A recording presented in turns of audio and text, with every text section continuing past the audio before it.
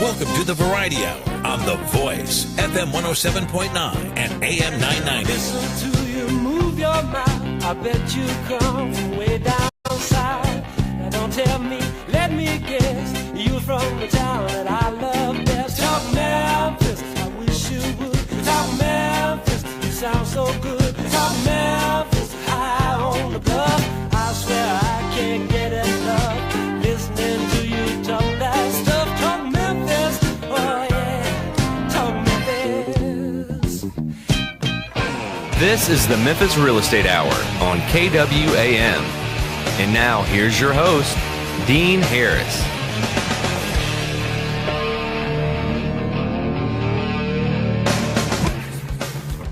All right, good morning, everybody. I am your host, Dean Harris. I'm with CrestCore Realty on Summer Avenue.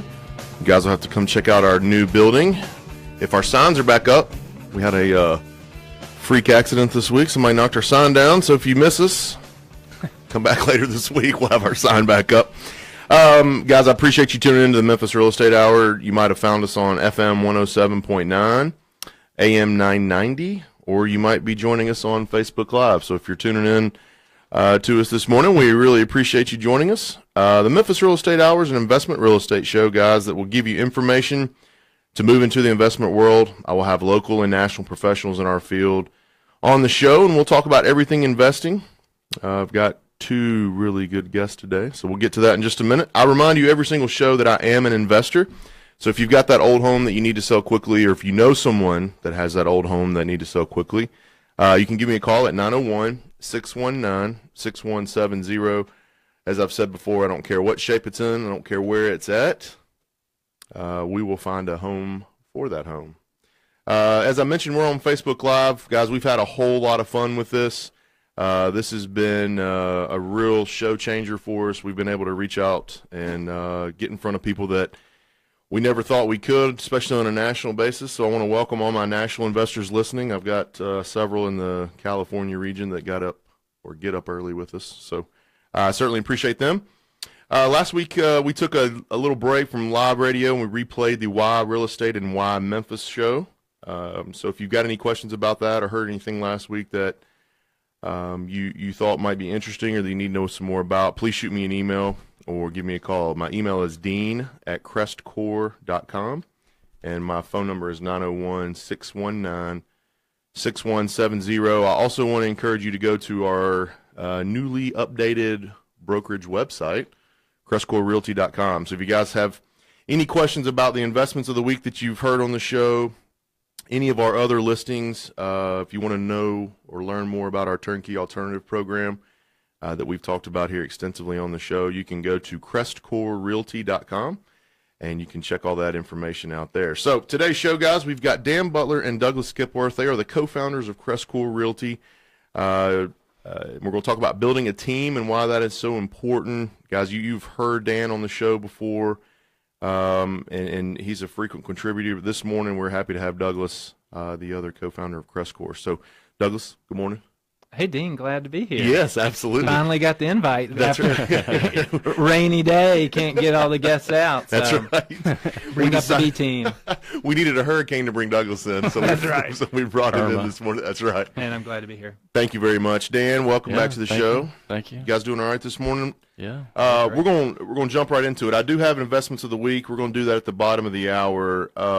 Today's topic, and one of the things that I have a lot of and new investors, new clients, new people to this thought process in this business, they ask about building a team. Who do I partner with? Should I partner with anybody? And when we talked about this topic and Dan and I were discussing building a team, it made total sense to bring Douglas on. You guys are a partnership, of course. Right. So let's get into that a little bit. I want to hear kind of the story, the startup. Where did CrestCore come from? How did you guys begin to partner? And Douglas, I'm going to start with you on this. How did you Dan, let's start with Dan. Dan, all right, I like that. I'll fill in. Well, it's funny because I think that it's funny to have both of us in the studio because normally we divide and conquer, so it's kind of fun doing this together today. But, I think my journey started actually in high school and college. I had a mentor that I helped with real estate, and just I learned about wealth creation. You know, he had multiple properties, and I was helping him, you know, board up houses at 10 o'clock at night, cut the grass, whatever it took to maintain his property. So I always had that bug going through college. So when I moved to Memphis, I didn't realize I was going to one of the best places in the United States for real estate. You know, we've talked a lot about the price to rent ratio and how that's so different from other parts of the country. And, you know, one of our investors came in yesterday, just couldn't believe the differences. What in California, paying $450,000 for, you know, what, $2,000 rent, $2,200 rent for $440,000, and they were boasting about it. They were thrilled. thrilled. So anyway, didn't know I was getting into that, and just so I was just determined to buy property. And when, you know, back in 2001, bought an apartment building, which was a good and bad thing. Obviously, talk about biting off a big chunk at one time, but just focused on that for a few years, and you know, the BRRRR strategy, buying one at a time, fix it up, refinance, and do it again. So, and you were doing this by yourself. You hadn't partnered with Douglas yet. Okay. That's right. That's right. And then we started, you know, running in 2004. 3 or 4. 3 or 4. Yeah. It's hard to remember. Long time ago. Yeah, we were running this morning in Irma. It's pretty fun. Were you really? Yeah. Yeah. So that's kind of you know, that's kind of leading up to, you know, to us, you know, getting together. But, you know, I don't know if you want to. Yeah. So have a similar story but different. I mean, as far as getting into the business and kind of pursuing a business career, and saw rental houses as a great way to kind of go a little bit beyond what I was doing in my kind of W-2 job. Yep. And so that's how I got in. And again, Dan and I were jogging together, and we were sharing a lot of information. And as I've kind of built my own portfolio, you know, I'm of that mindset of, if you want to go fast, go alone. If you want to go far, go together. Love that. And I mean, it's just like a great example is this morning, you know, running. It was 6 o'clock, dark, raining. I would not have gone by myself. You know, but if you have a partner who's out there waiting for on you, you know, and a couple other guys now who are out there running with us, you're going to do it. You're going to go farther together. So that's kind of where we were with rental houses as we were jogging and talking about it. We thought, man, if we could partner up, we could divide and conquer. We got some strengths and weaknesses that offset each other. We got some passions and vision and values that are similar. So, man, we could go a lot farther together. So, did you guys start? Dan, you started and bought your apartment complex by yourself. Douglas, did you buy anything on your own beforehand? Yeah, so I was buying just single family rental houses by myself. All right. And then you guys then at that point decided, hey, let's join forces here and see if we can go a little further. Yeah, and I think one of the things that we did very early on is and we still use this term to this day, is low cost experiment. Yep. You know, we bought one little house, tax sale, what was it, 12,000? Yep, 12.5. 12.5. I was going to say 12.5. We both remember the numbers. Oh, yeah. We still own it to this day. That's back in 2006, and we started one little house, and it ended up being a fiasco to get it ready because it was a hoarder house, and you know, I think I've told that story on the radio before. It was $20,000 of rehab, and you know, dead animals and all kinds of stuff. So that's one thing I didn't know is that was the first house that y'all bought together. I still didn't know that. I knew about that house. Yeah, that was our first house. I'm sitting. We were at a family event, and you came in and told that story for Christmas. Like, Christmas do story. I want to buy real estate after I heard that? But that's great. So y'all bought that first one together. Well, and it, you know, number one, it talks about the partnership, and number two, just you know, we just said if we can get through this. You know, we divided and conquered. You know, he handled the back end and the administrative and dealing with the Shelby County and, you know, the paperwork and all that stuff. And I was on the field. You know, I wouldn't go in the house, but I was about to say, were you helping dump all that stuff out of there? I wouldn't go in the house, but I definitely I did after they got it cleaned out. But we divided and conquered. We realized that kind of in that job that, you know, I kind of could handle the maintenance and the rehab side of things, and he could handle the back end, paying the invoices and getting the system set up to pay contractors and those kind of things. So we, you know, that's where the 1 + 1 is 3. You know, go farther, faster. Yeah. You know, similar to what it is now, a little bit. A little bit. Yeah. You know, on a much larger scale, but but always playing the strengths, offsetting weaknesses, making weaknesses irrelevant. You know, when you're by yourself, your weaknesses stand out, man. There, but when you have somebody else who's strong where you're weak, people don't even know. That's great. When you guys were first kind of starting, we'll fast forward after you bought a few homes together. We're talking about partnerships today, and we're talking about building a team. What was some of the first steps that you took, either in your thoughts or in your actions, of your first partner? Because I know there's people out there listening now that either have not ever bought anything and they're dying to get started, or they're 5, 10, 15 houses in and they're thinking, man, I'm maxed out on my time. I don't know how much more I can go, and they might be looking for a partner. So when you guys were in your infant stages of the company or your partnership, I don't even think you'd formed a company yet, but what was some of the partners or some of the things in your thought process that you went to?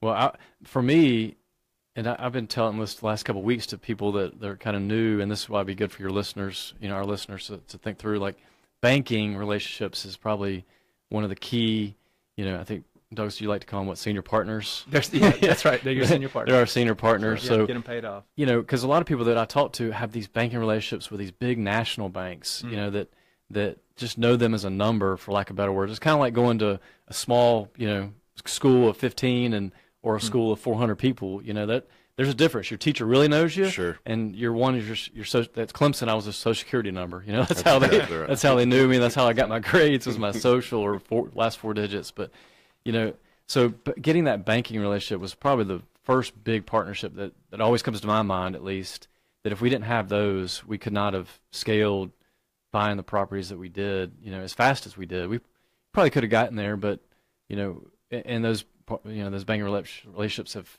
evolved and grown and continue to help us to this day.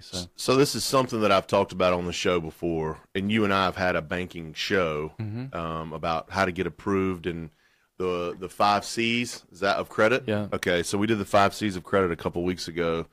So this applies to that. Your answer was the first of the banking. Is that kind of similar to what you were thinking? The banking was kind of your first step? Because I know y'all are two different, and you got two different thought processes. Yeah. So I would go back to kind of the higher, like, when I was thinking about real estate investing specifically, I think of deals, financing, and management. Like, those are the 3 pillars that you got to have in whatever you're doing. So on the deal side, it's like, we worked with an agent real specifically who helped us, really get started, was helping Dan, was helping me. So, she was a partner from day one, and as well as a closing attorney in a firm that you're working with, and an insurance agent. Those are out of needs too, right? You got to have that up front. You got to have deals. You got to have insurance. You got to have, But you got to, in partner and developing those, kind of relationships. I think it's either transactional based or kind of a long-term build a relationship.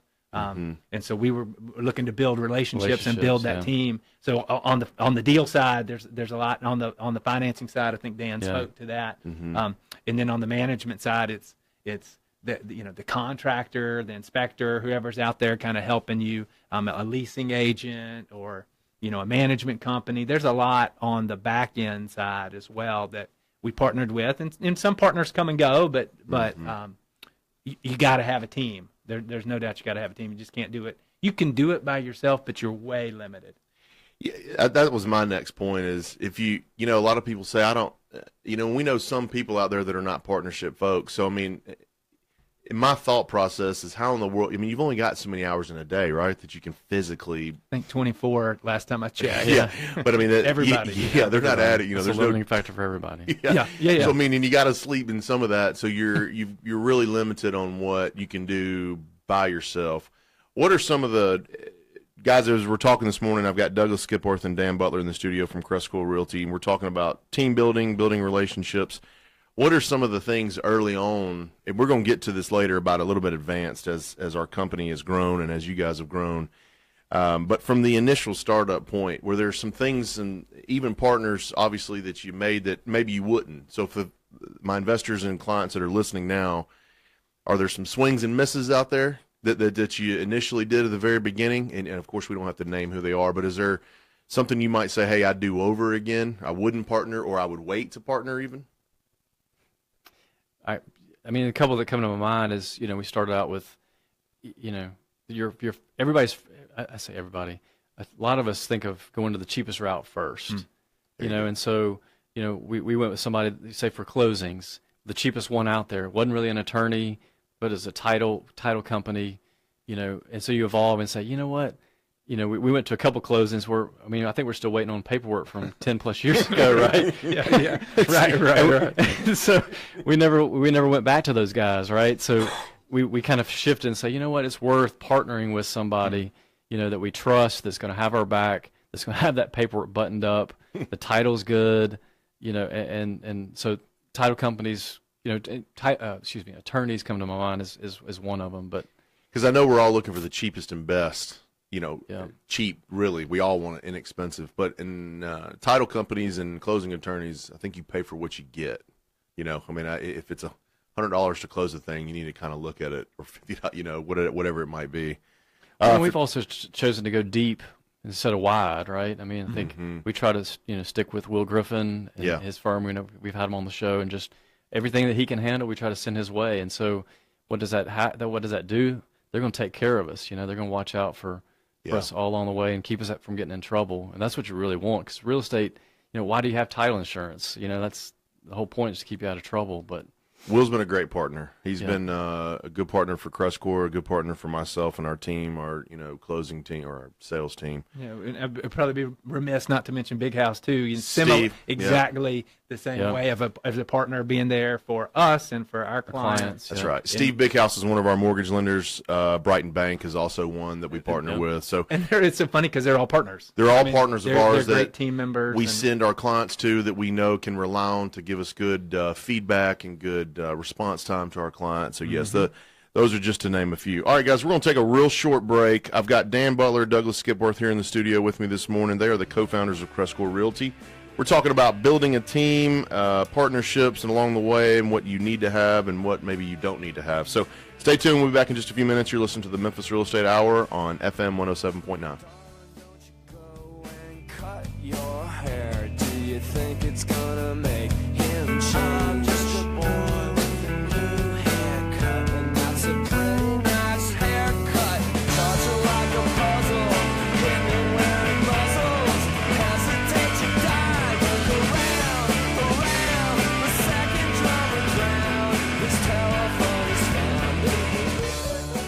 You're listening to the Memphis Real Estate Hour on KWAM.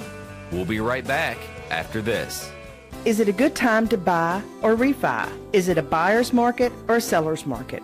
Are interest rates going sky high soon? Hi, I'm Ludi Calloway, the mortgage lady at iBank Mortgage. I tell my customers to ask questions, get answers. So join me every Monday morning at 8, and I will tell you what's going on in today's still changing mortgage world. Remember, most people think about mortgages a few times in their lives. I think about them every single day. Tune in Mondays at 8. Investors or buyers, if you're looking for the best customer service and most competitive rates on a home loan, come to Brighton Bank. They offer a quick approval process, fast closing, and they even finance 85% of purchase price in most cases. At Brighton Bank, they work with every kind of loan: VA, FHA, USDA programs, traditional conventional financing programs, long-term fixed financial, and bridge loans made easy. When it comes to home loans, they mean business. Call them today, 901-758-1740. That's Brighton Bank at 901-758-1740.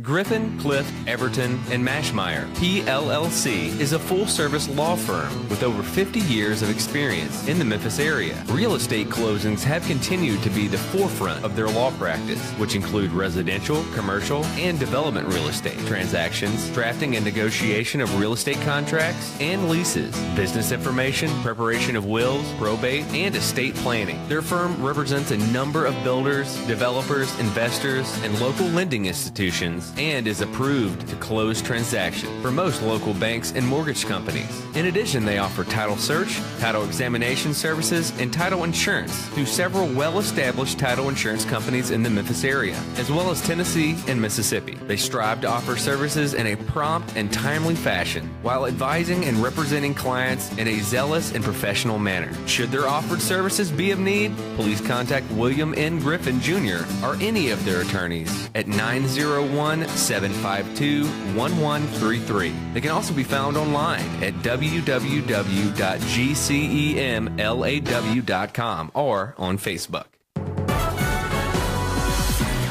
Now, here's Mid-South weather from News Channel 3's Severe Weather Center. Brought to you by the Crescent Club, hosting the people and ideas that moved Memphis forward for nearly 30 years. Poplar and I-240. Call for a free tour at 901-684-1010. Scattered showers, breezy and cooler as the remnants of Irma work through the region. Mid-60s with north winds today at 10 to 15 miles an hour. Most areas will see about a half inch of rain, near 60 overnight. Smith Imports has more than 125 pre-owned Mercedes, all with remaining factory warranty. Sale, service, great financing rates. That's low prices, high quality since 1985. SmithImports.com. I'm News Channel 3's Todd Demers on The Voice, FM 107.9 and AM 990. You're listening to the Memphis Real Estate Hour on KWAM. And now, here's your host, Dean Harris. All right, welcome back to the Memphis Real Estate Hour. I am your host, Dean Harris. I am in the studio this morning with the co-founders of CrestCore Realty. You guys are used to hearing from Dan Butler, but I've got Douglas Skipworth in the studio this morning, so we're excited about that. We are talking about team building, partnerships from infant stages to a little bit more advanced. So we started off with, hey, Dan bought an apartment complex. Douglas, you were buying a few single families. You guys started socially interacting and thought, hey, maybe a partnership at this point can take us to another level. You started CrestCore in 2009. What drove that? What drove, hey, we need to start a real company at this point? Douglas, go ahead. Again, I kind of go back to that, where we're trying to go going far, so all of a sudden if we want to go far, we could have kind of stayed our own route doing the things we were doing, but we had a vision to be farther and do more. And again, partnering, so we think of clients as partners, right? So all of a sudden we were able to get some clients on board to do some third-party managing for them and to help them buy, which allowed us to expand our, it allowed us to expand our network of folks we were working with, both on the buy side and on the management side, hiring employees and hiring vendors to work with. So it just kept everybody busy, had that relationships going. So I would think with our vision of where we wanted to go, it just fit in great. So starting, the two of you started, you were managing your own properties. Did the need, or did third parties come to you guys and say, hey, can you manage mine? Or was it more of, hey, I think we need to go out and gather these in? I'd say at first it was kind of accidental, just from conversation. I say accidental, like purposeful conversations, but hey, will you take my 20 houses while you're managing yours? And I still remember on the run, I think we were on Walnut Grove, where we just kind of the epiphany of, you know what, we can't keep collecting rent, can't keep calling tenants, can't keep doing leasing. We had to start managing for others. Say, look, we're doing this a little bit, we're dabbling a little bit, but let's just turn the corner and say this is where we're going. We're going to go very much further and create a business out of this, and not just a kind of a mom and pop kind of limping along. Doing a few family and friends, basically, is what it was back then. And we turned it into a business. And I think that brings a point that we had kind of talked about earlier, kind of pre-show, was part of it. I mean, a high-performing team, and what you want with the team is you want to win, right, and you want your teammates to help you get better, right? And so those clients were going to force us to get better, and that's what we wanted to do. We wanted our residents to have a better experience. We wanted our bank partners to get their money on time every time, and we wanted to give vendors more. We want our vendors to get more work, and employees to grow and have more opportunities. So growing your business is a good way to do that. Did it happen? Go ahead, Dan. No, it's funny. Just yesterday, one of our clients, we just got, he's an engineer, which I'm an engineer, which we always joke about, like I'm not really a true engineer in the sense, but we got new clients in engineering. He's really buttoned up, and I was thinking about for our team, I was like, it forces us to get better. We have no choice, which is great for Douglas and I's houses as well. So we enjoy having those partners as clients, the easy ones, quote, easy, or the ones that are just really buttoned up and have high expectations. And we actually embrace that because it forces our team to just be on it and just get, make improvements and make process improvements and, cut down on mistakes. And we're all going to win. We're going to have a much better season of winning in that format if it was just Douglas and I running along just buying houses and trying to manage them. So by yourself. Yeah. Was it a quick spurt of growth? Like when you decided, hey, we're going to take on other homes to manage instead of ours, did that happen fast? Did it happen slow? Did you have to go look for them? Did people come running to you? How did that evolve? I don't know what you would say. To me, you might have two different answers. Yeah, like we kind of puttered along with the family and friends concept, and then, Douglas and I, decided a low-cost experiment, hire an employee straight out of college, met with him a few times, and said, let's try this. I was traveling on the road nonstop, so I could devote my nights and really early mornings and lunch breaks and that kind of stuff. I couldn't really be all in at that point because we weren't ready for that. But when we decided to, hire that employee, that's where the whole partnership with employees, I feel like, comes in. That's for sure. Was kind of was that December 12? Yeah, first of 13. Yeah. So when we did that, all of a sudden, that first year with that leverage of employees, a partner, we doubled our business in that first year. So I think I came along a little after that. Right after not that. too far. Yeah, not after too far. that. That's right. There's only about 5 or 6 of us in that building. There's 50 people over there now. I don't know Yeah, I want to get Douglas's take. Yeah. What is yours now? And from your perspective, did you think that happened quick? Did you feel like y'all were out searching for clients to manage, or how do you think that? Because y'all, although partners, this is what I love about partnerships. You guys are two different people. You got two different perspectives and two different even ideas. Mm-hmm. How do you think that evolved? I see him. He says it comes. Dan says it comes out of necessity, friends and family, trial and error. How do you feel that it came? Did it hit you in the face, or was it, man, we got to get some more of these? Yeah, I guess it's a great question. I mean, I don't hindsight. I don't know if it's 2020 or not, and kind of you revise the history. I don't know. In some senses, it seems like it was just a steady, constant. I mean, it was a constant. Every day we were up trying to do something. Just again, kind of like a running every other day, rain, shine, cold. Almost hot. Adapting. You're just adapting and you're growing and you're trying to work with folks and evolving through that. So it's just been a constant, I would say, and up until now, we're always trying to improve. Always trying, like I said, win and improve. I mean, it seems like that's. We talk about that in our meeting life. Every week with even the sales staff and team is improving every week and continuing to get better.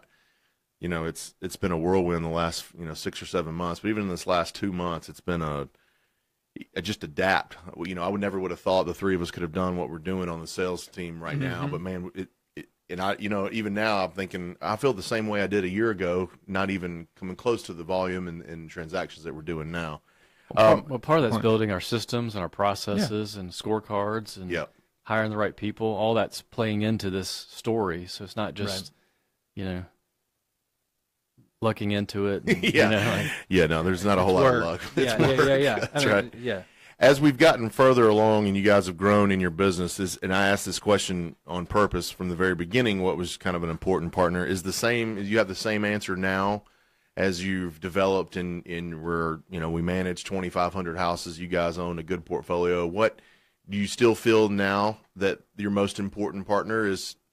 Not that we're devaluing any other partner, but I mean for our day-to-day business activities, the question when you started up and I asked it was a banking relationship.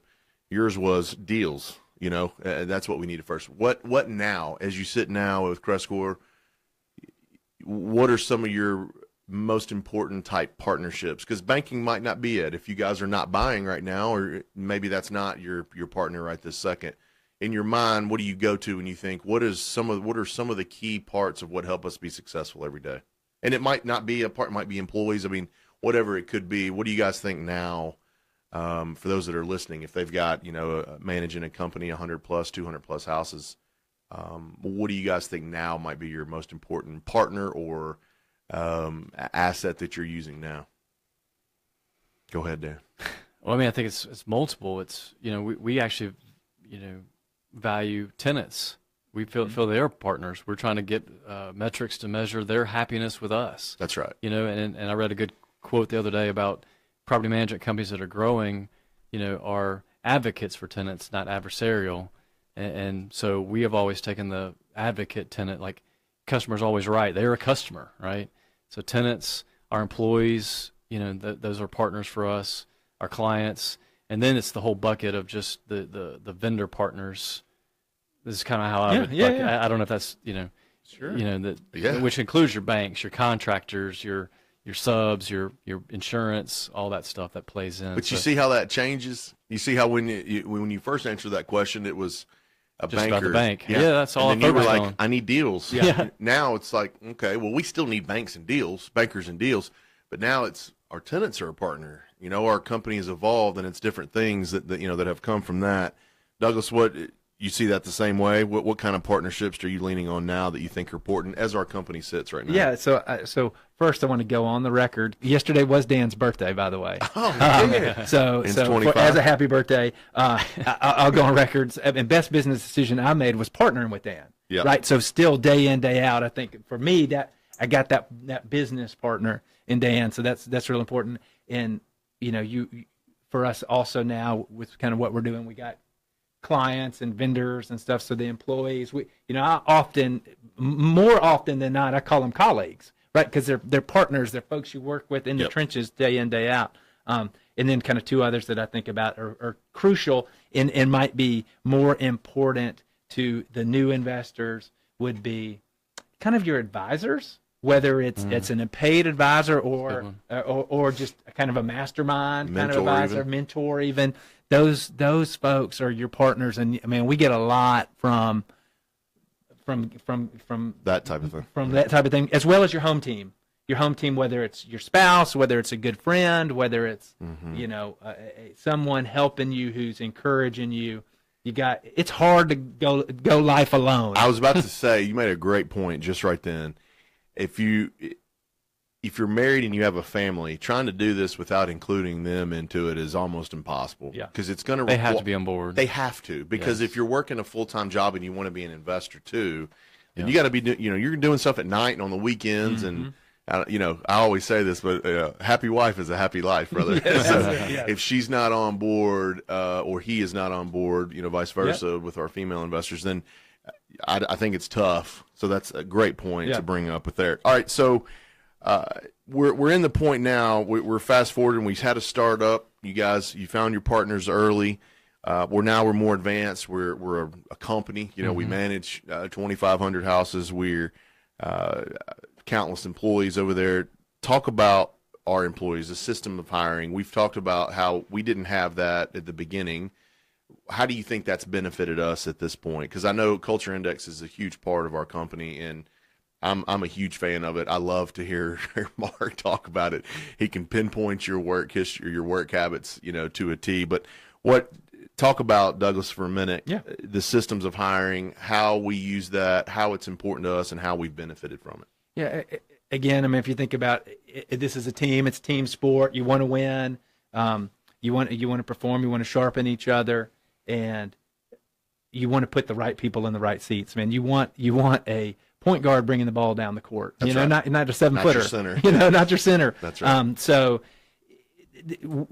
developing some type of whether you're partnering with people in life or you're partnering with people on this business to find a first deal or to grow a business, whatever, you need to have some type of systematic process to identify what you're looking for, and then an objective way to evaluate. So those two things of some way to know what you're looking for, or kind of define what you're looking for, and then to kind of on the back end to make sure they're kind of measuring up to what it is. And so developing that for us has been key. We're winging it a little bit as we've gone through. So and learned people in the right seats. Putting right people in the right seats. That's the key, for all of us. And they might be an all-star person, all-star worker. Yeah. But if they're not doing the right job at the right spot, they might, we're not helping them or setting them up to succeed, I guess. That's kind of the big part that I've taken from our Culture Index, our way of doing things is I'm proud that you guys are putting people, or proud to be a part of, you guys are putting people in the right spot. I mean, it's not just, hey, man, he looks or she looks like a great employee. I mean, they're here on time, they do this, but it's literally putting them in the right part of our company. We've got so many different areas: collections, asset management, leasing, brokerage part of it. You got to wear the right hat into the right seat. So that's a huge, huge part of us. And I would just add, Dean, to me, by doing this and putting the people in the right people in the right seat, they become passionate about it. they become good at it. Their skills improve, their performance gets really, improves, as well as their overall business. Yeah. And I'll give you a very, very simple example from a couple years ago. One of our ladies is, and I wish we had culture index back then where we could, knew these kind of traits before we kind of put people in place. But, one of our maintenance coordinators had to be on the phone all the time. Well, she's an introvert and didn't like to be on the phone, and so Right. we were setting her up for failure as far as just she's dragging, she hates it, she's just mudding through it, versus somebody that loves to be on the phone. You know what I mean? So right. So she wasn't taking care of our tenants like they should be, which means our clients were not being taken care of like they should be, which means the maintenance. I mean, like it all just played together. You put her in a role where she's really good administratively, and loves tasks and spreadsheets and not having to talk. I mean, she's taking off, right? And then coordinating, and that kind of stuff. So I've got a perfect example. Randall, I think he's listening to the show this morning, but I had in my mind I had in my mind the perfect figure, literally just a human, male or female, I don't care, but the idea of what I thought would be our operations person over in the sales department, or I just had an idea of what that would be just from my own thoughts and creation, and it turns out the opposite of what I was imagining and thinking is what we needed for that position. So Randall's done a great job taking us to a whole nother level, and I'm so excited for what is coming with him and the process through there. But I never would have imagined that personality or that type of work behavior would have been a success. But we're relying on our culture index, and we're relying on putting people in the right seats based on what we think, and I couldn't be more happy. So that's a perfect example. And I would say, for Douglas and I mean, it's still evolving for us. I mean, we're still trying to play to our strengths only. Right. Back then we were back 10 years ago, we were collecting rent and talking to tenants and doing maintenance, and I mean, all those tasks and calls and different things that we may or may not have been good at within running that business. Yeah. And so we've been trying to, ourselves get to play to our strengths only, and that's which we feel like is going to take us to another level by doing that, and we're still working on it, right now. So love that, play to your strengths, leave your weaknesses alone. And just it kind of to define it, culture index is a tool we use, a personality profiling type tool, so like a strengths finder or a Myers-Briggs or some type of DISC, which I know people have heard of. Yeah, it goes back. Culture index is just what we use, but it goes back to using some type of systematic process to evaluate the front end to make sure that you're putting the right people in the right seats. And I mean, it's like Moneyball, right? It's all around us, data, and using it, to if you guys have never seen, that's right. If you've never seen Moneyball, that movie with Brad Pitt and Jonah, what's his name? Jonah Hill. Yeah. You guys ought to check that out. It's a great using the analytics of sports to put people in the right spot. It's similar to what we're using with CrestCore. We're going to take a real quick break. I've got Dan Butler and Douglas Skipworth, co-founders of CrestCore Realty, here in the studio this morning. We're talking about team building, partnerships that we've got. We'll be back in just a few minutes to wrap up the show. You're listening to the Memphis Real Estate Hour on FM 107.9.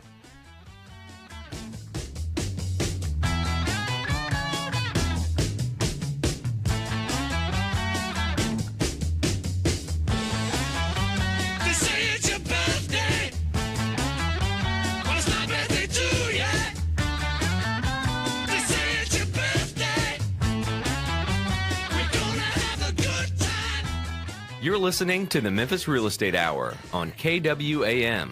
We'll be right back after this.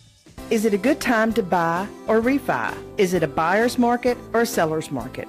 Are interest rates going sky high soon? Hi, I'm Ludi Calloway, the mortgage lady at iBank Mortgage. I tell my customers to ask questions, get answers. So join me every Monday morning at 8, and I will tell you what's going on in today's still changing mortgage world. Remember, most people think about mortgages a few times in their lives. I think about them every single day. Tune in Mondays at 8. Investors or buyers, if you're looking for the best customer service and most competitive rates on a home loan, come to Brighton Bank. They offer a quick approval process, fast closing, and they even finance 85% of purchase price in most cases. At Brighton Bank, they work with every kind of loan, VA, FHA, USDA programs, traditional, conventional financing programs, Long-term fixed financial and bridge loans made easy. When it comes to home loans, they mean business. Call them today, 901-758-1740. That's Brighton Bank at 901-758-1740.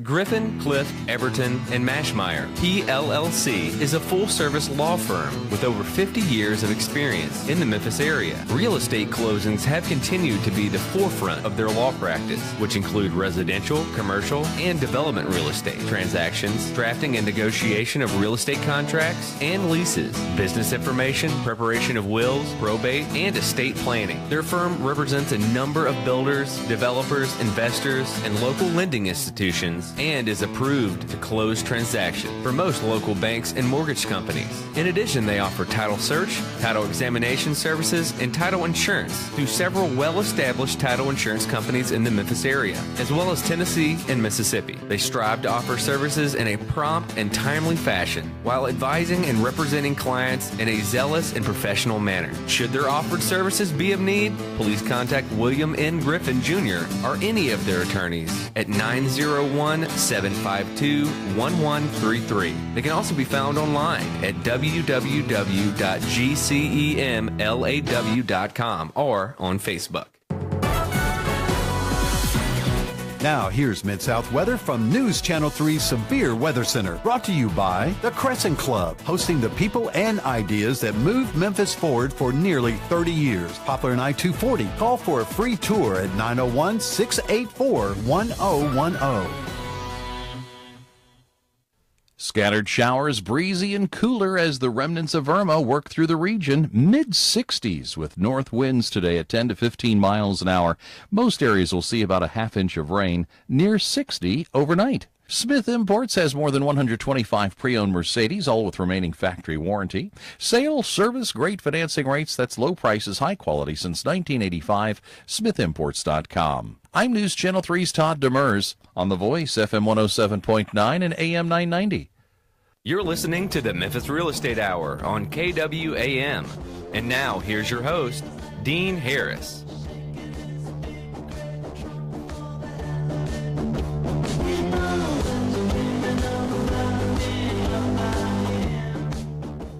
All right, welcome back to the Memphis Real Estate Hour. We're going to wrap up the show here in a few minutes. I'm live in the studio with Dan Butler and Douglas Skipworth. They are the co-founders of CrestCore Realty. We've been talking about team building, partnerships, from the very beginning, infant stages of you guys' company, and to where we're at right now. It's funny how the partnerships and the thoughts, maybe the level of importance have changed. You know, we're all equal partners, but ones we use more then versus now. So it was good to see how the even flow of, you know, we use them now, we use this person now, and now we're using more of this. So it was interesting to hear that. One of the things I believe that I have learned and I have taken a lot of advantage of, not only in my personal life but in my professional life, is core values. It's something that I didn't really focus on and use early in my real estate career. It just wasn't even something I've thought of. But as I've matured and gotten along in my personal and professional life, core values with our company specifically has been an important key to, I think, success with not only just business and bottom dollar lines, but with relationships too. Dan, talk about our core values. What are some of those to start with? And, we'll just chime in as you go. Well, I mean, I wish I remember what year it was that we decided. Do you remember what year it was? We hammered these out for 6 months. It took a long time. It wasn't just we threw some things on the paper. 2013. 13 is what I would. That's what 13. 2013. We just said, kind of putting a flag in the sand. You know, this is who Douglas and I want to be, strive to be, because you're not perfect, so you're always going to be making mistakes. So I wanted to say that before we start, just the standpoint of, and then I guess being in corporate manufacturing and all that for 20 years, I always saw several companies I worked for. It was just a placard on the wall. Yep. Just core values, and then nobody ever talked about them. You couldn't even recite them. You didn't know what they were.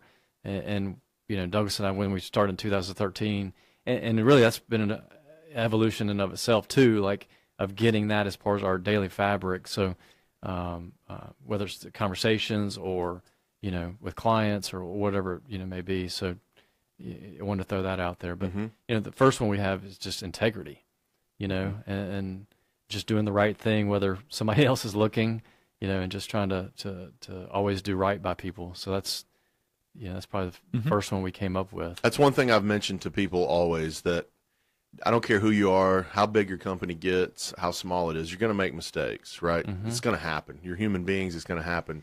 But to do the right thing by somebody has been something that I've seen both of you guys do countless times, over and over and over again, almost to the point to where it's not even you're thinking about, I have to do the right thing here. It just comes out. This is the right thing. This is. Right. We're just acting that way. That's right. So that's something that I've seen. That's a great one for sure.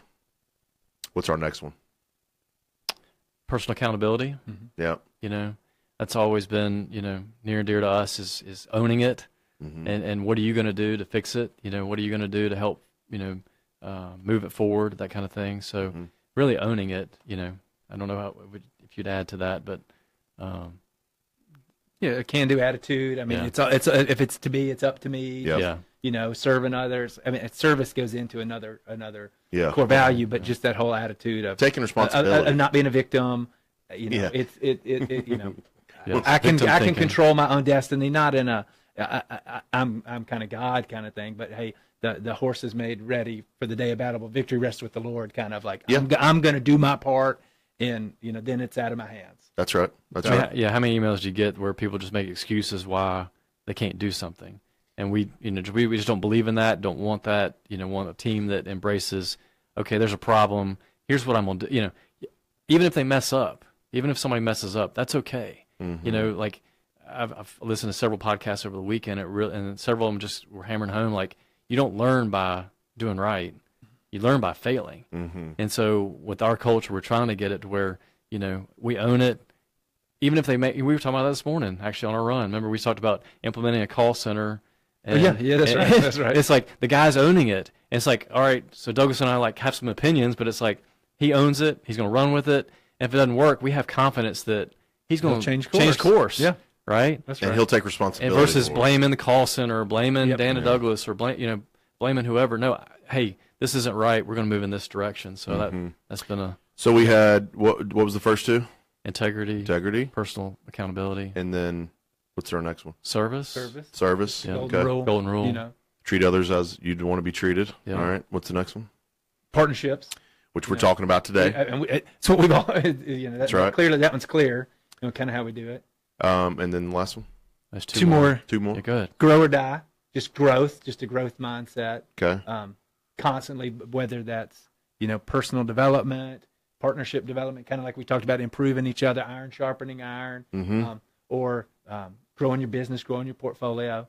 You're either growing or you're dying. You're either moving forward or moving back. You're not really standing That's still. something that I use every day. Yeah. And with my line of work and what I do, I mean, I have to come in every day thinking, what can I do today? I mean, I am doing. I don't have an option to sit and relax and react. It's move forward and grow. Dan and I were talking about this on Friday. I'm just not the kind of person, and I get a lot of this from you guys and from this culture, but I'm just not the kind of person that's just going to sit by and hope and wish, something happens. You can hope and wish in one hand, and what's the saying? Anyway, we'll skip that saying. But you got to push and you got to try and you got to continue to get better every single day. That comes from maybe an athletic background. Yep. It comes from being coached and being taught my whole life that if you're not, what are you doing out here if you're not getting any better today? So we're that is something that's great. Now, what was the last one, Dan? In it for the long haul. Yeah. Long-term perspective. Yeah, that's a big one because I don't, that I'm into that. Coming back over to CrestCore for a short visit. I mean, long haul for me has been huge. But you guys, and you made a personal commitment several years ago that this is it, right? I mean, you got out of your corporate work. Talk about that just for a minute. You mean just leaving? Yeah. I mean, just like leaving a great job that was your career, that was your what you were doing, I guess, to shift gears and completely, come to this. I mean, you're all in with this. There's no question. But that's a whole journey. It started back in 2001, and then us becoming partners and holding each other accountable to run every morning, and which we're still doing 14 years later. Just that whole evolution, that plays into that. So, quite frankly, and I remember the changing point for me was when our insurance guy was referring business to us, and I kept asking him why, because there's bigger fish than we were, and he says, because y'all are honest and competent, which plays to the number one core value, right? It's like if we can just have integrity, we'll beat out 80% of our competition. So that was kind of a light bulb moment for me, but.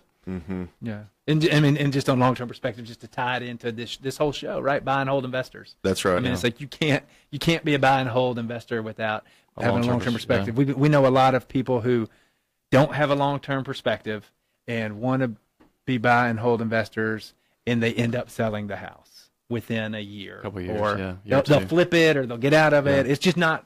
They don't have a long-term perspective. It's a hard road. It's long. It's instant gratification. They need to be a flipper then. They need to be a flipper, a wholesaler. Yeah. That's great. That's right. There's a place for them, but they don't. It just, again, for us, it's a core value, and by core value, it just means something that it's something in our life that just kind of speaks to you. It's a truth that's kind of there, and they're not. There are lots of other core values that other people have that just aren't ours. They don't match up with who kind of we are and who our organizations are. I was going to say, what do you think is for all of us, what's the hardest core value you think we've had to try to emulate and make happen? Of our core values? We never talked about it, so it's kind of fun just to. Yeah, we got a few minutes. What's the hard? This is good. Oh. I mean, on the one hand, I would say that they're all who we are and what we want to be, and they're coming off us, so it's kind of more natural. There'd be some that would be harder that aren't on this list. But I mean, to your very first point, they're all kind of hard, right? Because just human nature. We make some mistakes. We cheat and make some mistakes and do things we shouldn't, and that's my hardest one, is the getting better every day. I mean, it's my main one, but that's really hard every day to come in, no matter what happens the night before, the day before. It's a brand new day and it's a brand new thing. What are you going to do in this 9 and 10 hour stretch that you're going to be working here that you're going to do to get better? So to me, that it's my main one, but it's the one I focus on the most to try to continue just to push. I mean, we've got lofty goals for our sales staff and sales team. So to get those, it's a constant push. I think a lot of the rest of that, the golden rule and treating others as you want to be treated. I mean, a lot of that comes, if you're the right person, comes naturally to you. It should, it should come naturally to do things how you would want to, with yourself and with other investors. But I would say, and I would add to that, just with our systems and processes of getting the people, that's actually changing. Sure. It's evolving so that these are getting easier. I think our, answers 2 years ago have been much different than they are today. I imagine. I mean, if we did this 5 years ago when we were first starting it, it would have been completely different, the show that we would have had. I really appreciate, Douglas, you coming on today. Love being here. I mean, it was this is a good show. This is good for all of my clients and listeners out there. If you're thinking about building a team, if you're starting this process now, I hope you'll take some of this to heart and use this. These guys have been very successful, so I appreciate you coming on today, Dan. Always love having you on the show. Hey, we're out of time on our show. I did not have enough time to give you the investments of the week, so go to CrestCoreRealty.com. CrestCoreRealty.com. I'll post those up there today as investments of the week. And if you guys have any questions, you can call 901-619-6170. Thank you so much for listening. We'll see you guys next Tuesday on the Memphis Real Estate Hour, FM 107.9.